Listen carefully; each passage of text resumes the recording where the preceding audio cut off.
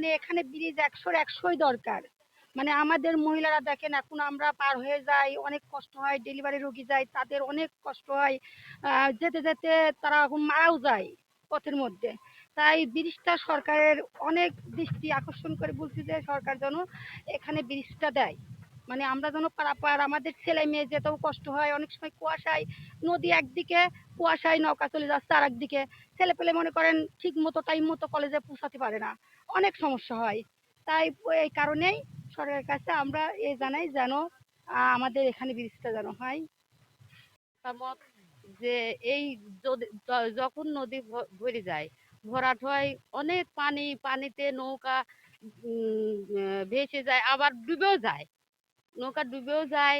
আবার পানি যখন শুকা যায় তখন আপনার এই চর পাড়ি দিয়ে রোদ্দুরের ভেতর খুব কষ্ট, ছেলেপেলেদের খুব কষ্ট। আমাদের এই সরকার, নতুন সরকার কাছ খুব মিনতি করে বলতেছি আমাদের এখানে ব্রিজের খুব প্রয়োজন।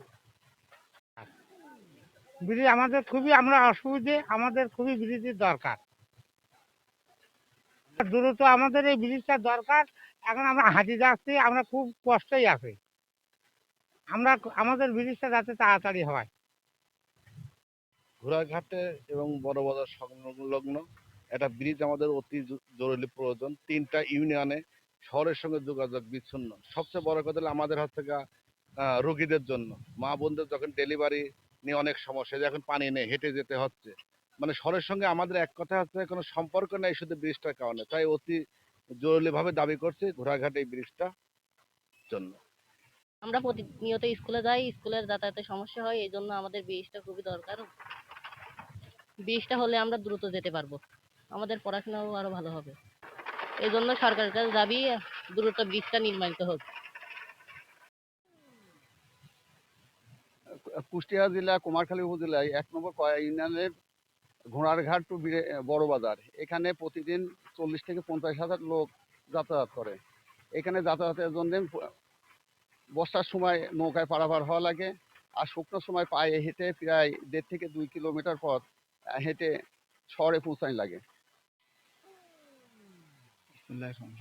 আসলে আমাদের এই ব্রিজটি, আমরা ঘোড়াঘাটটা একটা ঐতিহ্যবাহী ঘাট, এটা অনেক মানুষ পারাপার হয়। তো আমি আসার আগেও এর একটা প্রস্তাব ছিল এবং আমাদের হেডকোয়ার্টার থেকে এটা অনুমোদিত তালিকায়ও আছে একটা বড় ব্রিজ। তো যেহেতু এর পাশে একটি বড় ব্রিজ হতে এর কার্যক্রম হয়তো কিছু সময়ের জন্য স্থগিত ছিল, কিন্তু বর্তমানে আমাদের এই যে আবরার ফাহাদের বাবা, উনি বিভিন্ন জায়গা ঘুরে এটার একটা পজিটিভ একটা রিপোর্ট আমরা আমাদের হেডকোয়ার্টারে আসছে, এবং আমাদের হেডকোয়ার্টার থেকে একটা টিমও আসছে, এটার একটা ফিজিবিলিটি স্টাডি যেটা বলি সেটাও ইতিমধ্যে করা হয়েছে। তো সেই ক্ষেত্রে আমরা আমাদের এলজিডির পক্ষ থেকে, আমাদের সদর দপ্তরের পক্ষ থেকে তালিকাভুক্তকরণ করা আছে। এখন ফার্দার আমাদের যে কোনো প্রকল্পে অন্তর্ভুক্ত করা যায় কিনা বা এটার আরো কোন ভাবে বৃষ্টি করা যায় সেই বিষয়ে আসলে আমাদের হেডকোয়ার্টারে আমাদের প্রধান প্রকৌশলী মহোদয়ের সাথে আলোচনা হয়েছে।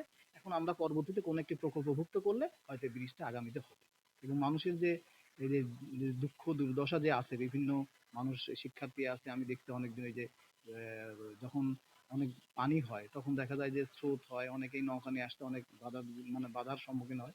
তো হলে আসলে সবারই উপকার হবে। আমরাও চাই যে ব্রিজটা হোক, এবং আমরা হয়তো এর জন্যই কাজ করতেছি আর কি।